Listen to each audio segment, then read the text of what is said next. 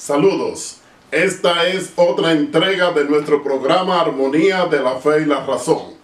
Hoy vamos a discutir un tema bien controversial, poco visto.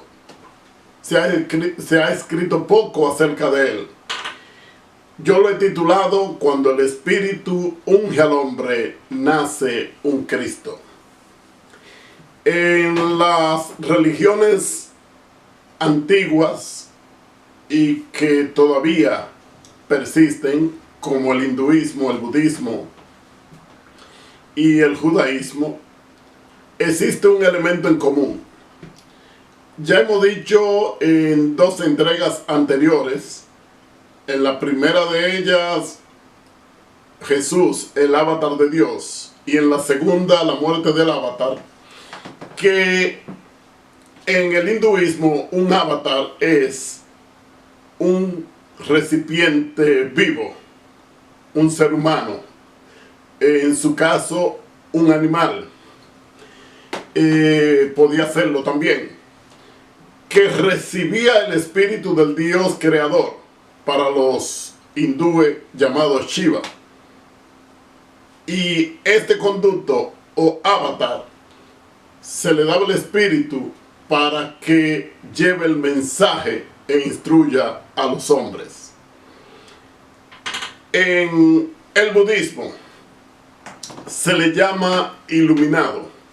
El iluminado del budismo es aquel que supera la vida común de los hombres mediante los ejercicios espirituales, de la meditación, de las abstinencias, del respeto a la vida, del amor a los semejantes y a todo lo que les rodea.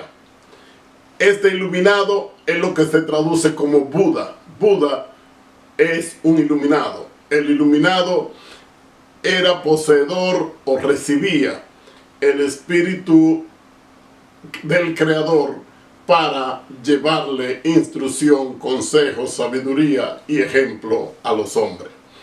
En el judaísmo se le llama Mesías.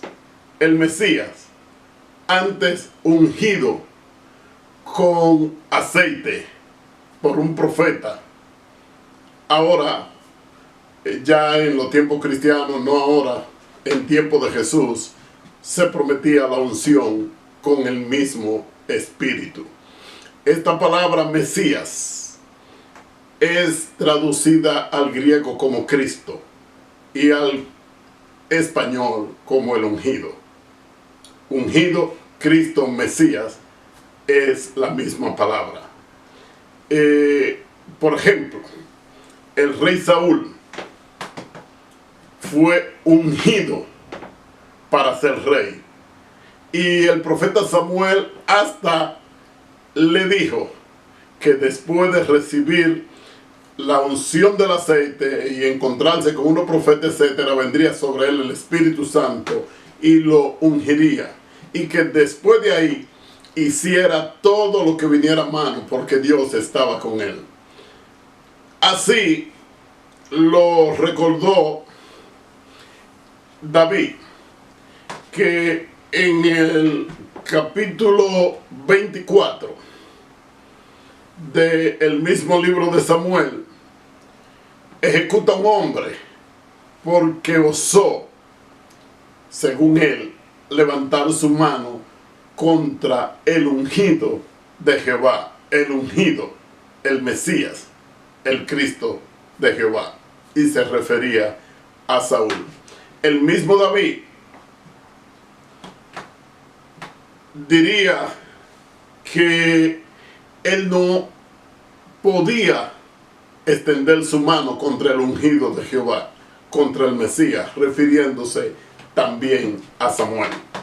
En el caso de David, vemos que es ungido cuando el profeta Samuel se dirige hasta la casa de Isaí, un varón de Belén, que tenía varios hijos, y le dijo que el Espíritu de Dios lo había mandado a ungir al futuro rey de Israel.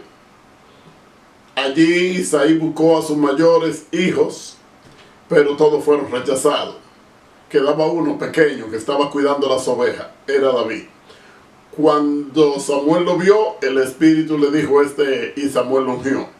Y David llega a ser un prototipo de el Mesías príncipe, o sea, Jesús, quien sería escogido de entre sus hermanos y ungido por el Espíritu de Dios, según Deuteronomio 18. Sin embargo, llama mucho la atención que se reserva la palabra Mesías para Jesús. Se reserva la palabra Cristo y hasta se convierte en una especie de nombre propio para el mismo Jesús. Y se elige traducir ungido en el caso de los otros hombres. En el caso de David, en el caso de Saúl o de cualquier otro hombre que fuera ungido, la Biblia prefiere en nuestro idioma llamarlo ungido. Los traductores escogieron llamarle ungido y no traducir Mesías. Cuando leemos en la Biblia esta diferencia, no estamos leyendo la revelación de Dios ni lo que un profeta quiso escribir.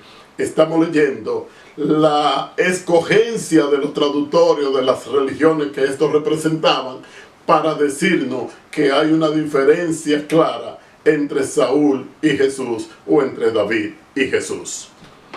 En el Salmo 89, en el verso 20, comenzamos a ver un relato en que este salmista parece estar confundido. Dice: hallé a David mi siervo, lo ungí con mi óleo santo. Mi mano será firme con él, mi brazo también lo fortalecerá. No lo avasallará enemigo, ni hijo de iniquidad lo quebrantará. Mas yo quebrantaré delante de él a sus enemigos y heriré a los que lo aborrecen. Y mi verdad y misericordia serán con él, y en mi nombre será exaltado su cuerno. Asimismo pondré su mano en el mar y en los ríos su diestra. Él clamará a mí: mi Padre eres tú, mi Dios y roca de mi salvación. Estamos hablando de David. Y el Salmo 89 dice que David clamaría a Dios: mi Padre eres tú, mi Dios y la roca de mi salvación. En el verso 27 dice: y yo también lo haré mi primogénito, lo haré mi primogénito, alto sobre los reyes de la tierra. Para siempre le conservaré su misericordia y mi pacto será firme con él. Estableceré mi simiente para siempre y su trono será como los días de los cielos. ¿Qué le parece a ustedes? ¿Estaba hablando de Jesús o estaba hablando de David? Yo creo que estaba hablando de los dos. Tanto David como Jesús fueron Cristos, fueron ungidos. Ambos llegaron a ser hijos de Dios por la unción del Espíritu y ambos pudieron exclamar a Dios: mi Padre eres tú, y Dios le respondió a ellos: tú eres mi primogénito. Pero en la religión cristiana actual se prefiere hacer de Jesús una figura aparte, inalcanzable, fuera de del modelamiento, del paradigma que necesita el humano para seguir un ejemplo. A Jesús se le ha convertido en un Dios nacido por la acción del Espíritu Santo sobre una virgen, no sobre un hombre que ejerció una vida justa y que el Espíritu de Dios lo ungió y lo hizo un Cristo. Y más que un Cristo, el ejemplo y la puerta para que todos nosotros podamos ser Cristo mediante Él. Hay una palabra también. Esta palabra es muy famosa porque es usada por Mateo para llamar a Jesús: Emmanuel. La palabra Emmanuel significa Dios con nosotros. Pero ¿sabían ustedes que la profecía de Emmanuel fue para la destrucción de Judá, en Isaías 8:8. Una señal para el rey Acaz, que no quiso pedir señal. Isaías le dijo, pide una señal. Él dijo, no, yo no voy a tentar a Dios. Habían dos reyes enemigos, Resín y Peca, uno de Israel, el otro árabe, que se habían confabulado y aliado contra Judá y pensaban destruirla.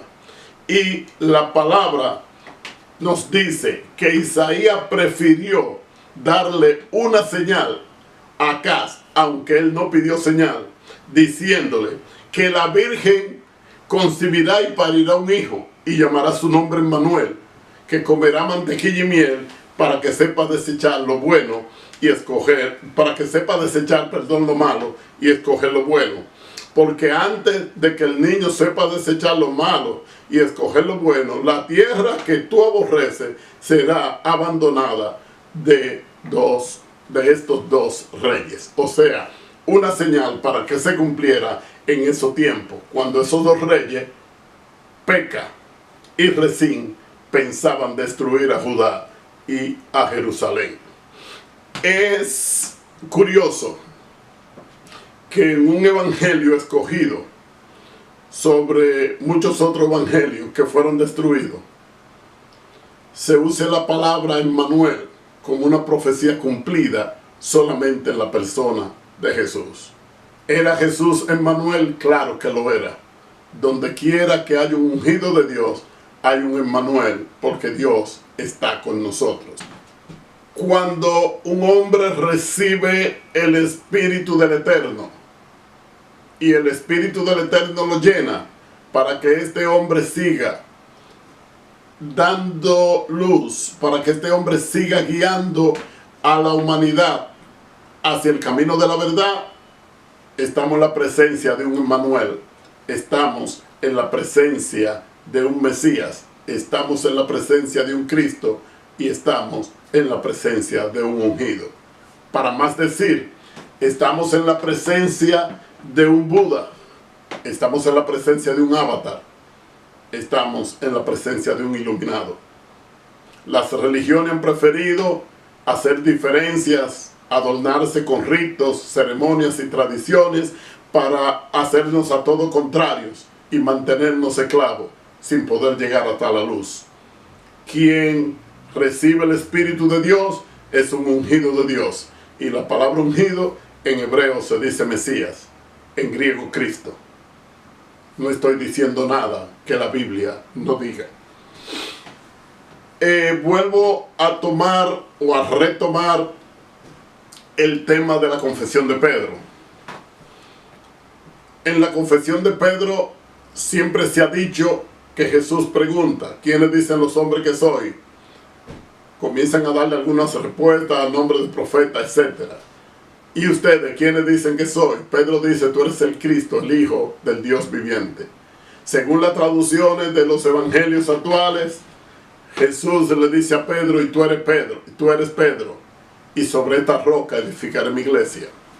Sin embargo, ya hemos dicho, y voy a volverlo a poner en pantalla en estos momentos, que el sitio en internet BibleHub.com tiene la traducción de la palabra tú eres Skeinos. ¿Qué pasó ahí?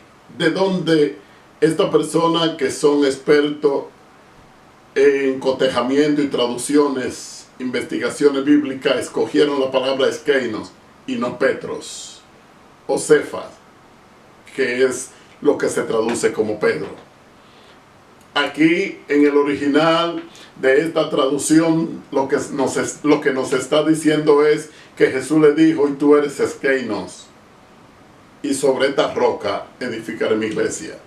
Tú eres Skeinos, he traducido al español como tú eres lo mismo, tú eres la misma cosa. O sea, tú también eres un Cristo e hijo del Dios viviente. Y a mí no se me hace extraño que esto haya sido manipulado y esto haya quedado por ahí sin borrar. En Efesios 4:13, el apóstol Pablo nos presenta un proceso para llegar a ser igual que Jesús. Él nos dice alcanzar la unidad de la fe, llegar al conocimiento pleno de Hijo de Dios, pero esta oración podría también traducirse, llegar al conocimiento pleno de hijos de Dios, o sea, de que somos hijos de Dios, no del Hijo de Dios, sino al conocimiento pleno de hijos de Dios, de cómo nosotros entendemos que somos hijos de Dios. Alcanzar la condición de hombre perfecto.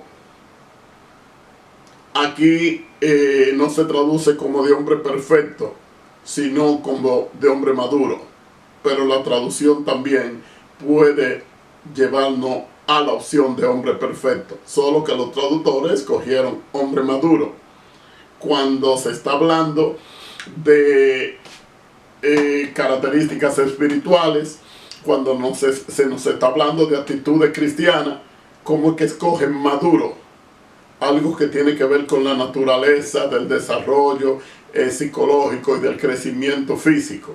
Y no escogen perfecto o completo, que también se traducen con la misma palabra desde el griego. O sea, que San Pablo también pudo estar diciendo alcanzar la condición de hombre perfecto. Y por último, crecer a la medida de la estatura de la plenitud de Cristo. Pablo está siendo tan enfático que parece casi redundante. Crecer hasta la medida. Si usted crece a la medida, ya usted llegó a la medida, ya usted sabe de qué se está hablando, pero él prefiere decir de la estatura, o sea, del mismo nivel de Cristo, y en su plenitud, en su totalidad.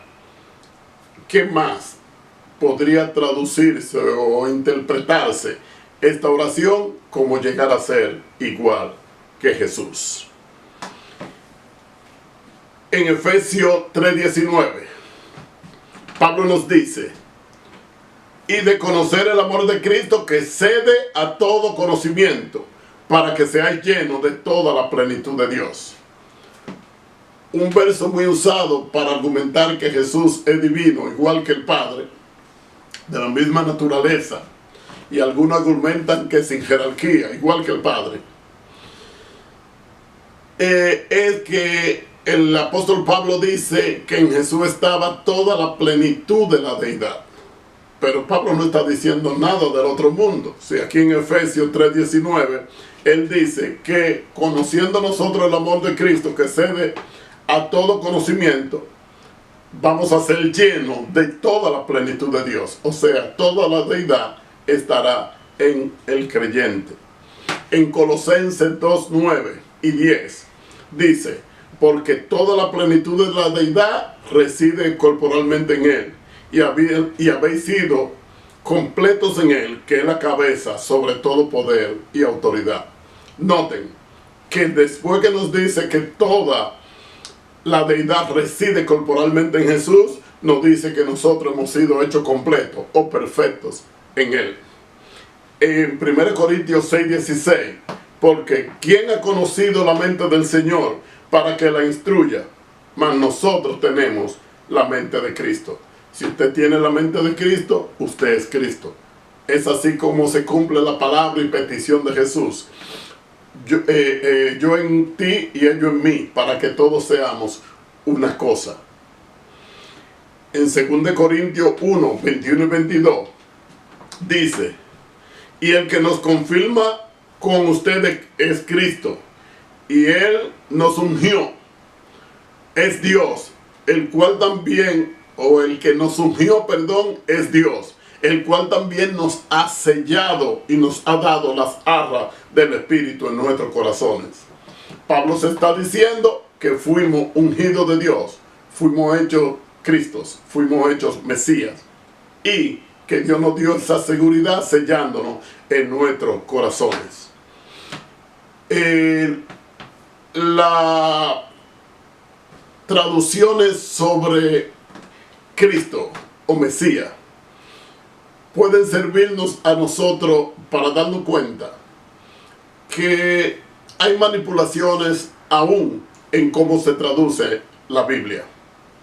Cuando usted está leyendo la historia de Saúl, David dice, no extenderé yo mi mano contra el ungido de Dios. Y usted piensa en el aceite que se le pone al rey para ungirlo. Pero usted se olvidó de las palabras de Samuel, del espíritu que vino sobre él, y sobre todo se olvidó de que la palabra ungido es en hebreo antiguo y arameo Mesías, y que la palabra ungido es la misma que se usa para Jesús, solamente que los traductores prefieren dejarla en griego y decirnos Cristo. Pudo haber también sido traducido este verso como no extenderé yo mi mano contra el Mesías de Dios o contra el Cristo de Dios. Lo mismo después para David, el Cristo o el ungido de Dios. Estos ejemplos llegan ya al clímax, cuando un rey pagano, persa, y que fue profetizado antes de que este rey naciera, es una de las pruebas de las revelaciones bíblicas más contundentes. Se dice que Isaías vivió unos 150 años antes que naciera Ciro, rey de Persia. Y sin embargo, en el libro de Isaías encontramos, así dice Jehová a su ungido, volvemos y decimos, a su Mesías, a su Cristo, a Ciro, el cual tomé yo por su mano derecha para sujetar naciones. Si Ciro, un rey guerrero, un rey que dominaba naciones, que empalaba a sus enemigos, que asolaba pueblos y villas, Dios, para su propósito, lo llamó mi Mesías, mi Cristo, mi ungido. ¿Por qué negarnos nosotros el título que bien nos concierne, que bien nos pertenece por ser seguidores de Jesús? Y no solo seguidores, sino imitadores, por ser completo en Jesús mediante su gracia. Si usted ha sido ungido del Espíritu de Dios, entonces ha nacido en Cristo. Si usted ha sido un hombre de elevación moral, si usted ha tratado de entender el camino y la evolución espiritual, ha nacido un Mesías.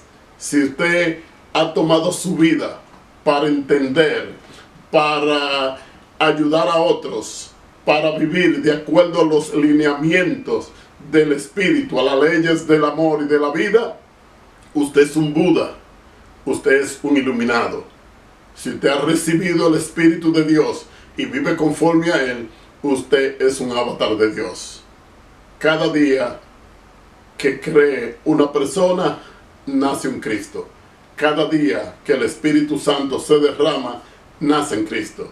Nosotros todos somos Cristos, y mediante esta fe y esta creencia que somos justificados ante Dios, y que cuando Jesús es juzgado en lugar nuestro, porque Él es el Cristo y nosotros somos todos Cristo con Él. Es mediante esto que el mismo Jesús dice que nosotros nos vamos a sentar en tronos a juzgar el mundo. Sí, sentarnos con Él en tronos a juzgar el mundo. Porque si usted es un ungido de Dios, usted es un Mesías, usted es un Cristo, y Cristo y Mesías siempre son reyes. Los Cristos son reyes, los Mesías son reyes, todo es lo mismo. Jesús heredó la unción de David y nosotros heredamos la unción de Jesús. Por eso Pedro dice que nos ha hecho reyes y sacerdotes. Mis hermanos, no deje que el pesimismo lo abata y que usted es tan humano, tan insignificante, que no puede ser lo que Jesús fue. A menos que seamos lo que Jesús fue, no podremos vivir con Él. A menos que seamos capaces de sentarnos junto a Él en tronos para juzgar las naciones, no podemos tampoco compartir con Él. Todos nosotros somos Cristos. Todo el que cree y recibe el Espíritu de Dios es ungido, es su Mesías. Que Dios le bendiga a todos.